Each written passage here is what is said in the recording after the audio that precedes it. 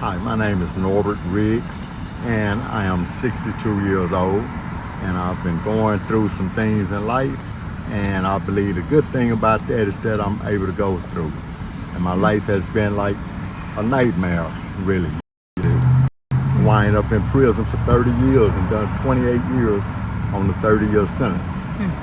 And however, I was able to get educated in prison, and I studied guitar. I was already a guitarist, and right now I can read, write, compose, and transpose music. I went to college and became a paint and body man. I'm a certified paint and body man, have DBA for my own business, glitter paint and body. With that being said, I'm homeless now. I lost my job at First Transit behind a fractured hip, missing 4 days of work.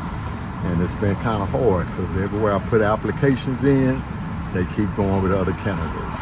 However, I embrace something else in life. I'm not quite like everyone else. I'm clairvoyant.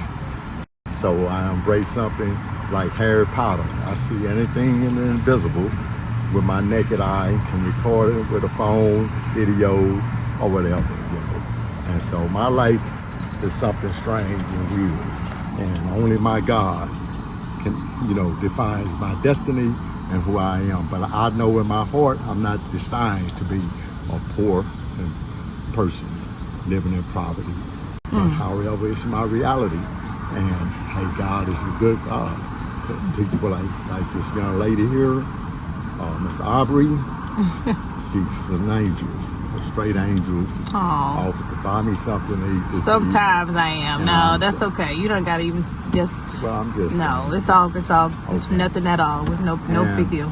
Sometimes I want to throw the towel in. Right. And each time I feel like giving up, something, a spirit or something, will look at me and smile, and they just right there with me. And you ask God to loose His angels to encamp around you.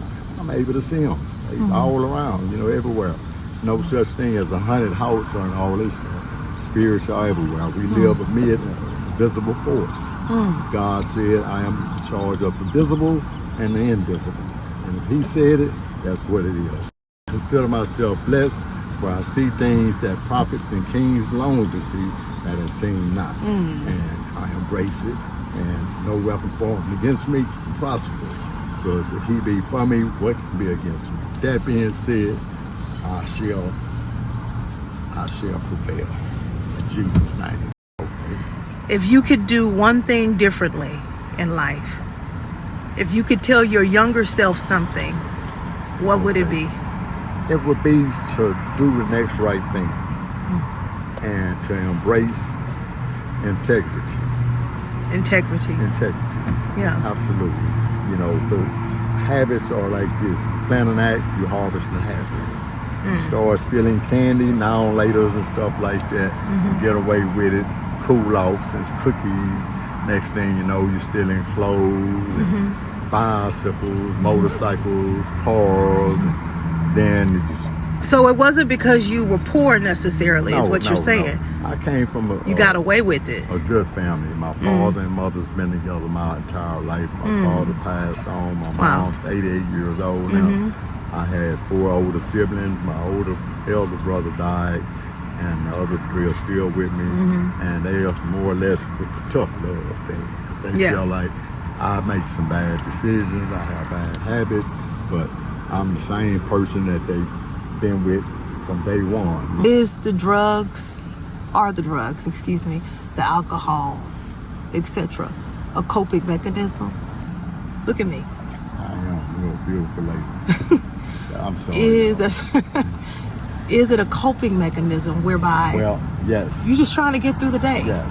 Okay. It soothes the pain. Right. Temporarily. Yes. It kind of like, let's say, for instance, if you got to sleep on, can you imagine sleeping on a bridge and cars all I understand. day? Right. So if you get drunk or something, it takes you from that place. It's cold outside. Got you. You don't have a blanket, a mattress. If you're drunk or high. You know why I'm asking you, Mr. Norbert? Why? Because a lot of people don't think that deeply about it. Some of them don't care. Yeah.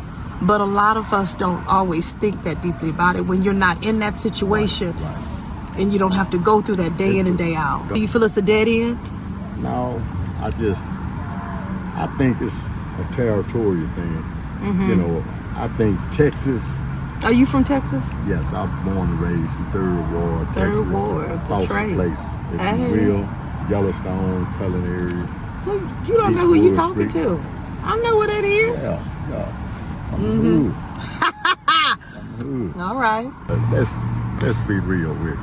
When I was 11, 10 years old, I wasn't drinking and smoking weed and stuff. But then my brothers introduced me to this stuff. You know, now here it is. They whoop, whoop, whoop. We go party, club, roller skating. And father used to give me alcohol to put me to sleep when I was young, because they said I was kind of disturbed. I was diagnosed with schizophrenia, bipolar, and stress disorder. And so there's a lot going on in my life. And there's a lot of black people, black men in particular, who are facing mental health challenges, who don't get the help, who are also ashamed to acknowledge it. I can't, but my stuff is more or less a psychological thing. Right. The psychological noise. It's invisible. Right. What would you tell the young people today? I would tell the young people to engage themselves in the study, thinking, and planning time, and continue to do the next right thing. And remember, honesty is the best policy. And when it comes to monetary issue, if you work at Chick-fil-A, McDonald's, whatever you're doing, housekeeping or whatever, it's not about how much you make an hour. It's about how much you can keep. So pay yourself. Come on. Always pay yourself. Like you pay your phone bill and stuff, pay yourself. And don't ever stop. And eventually, you'll be out of the rat race. Going paycheck to paycheck. You start now and continue to do it. When you become a grown man, you won't be in this position I'm in.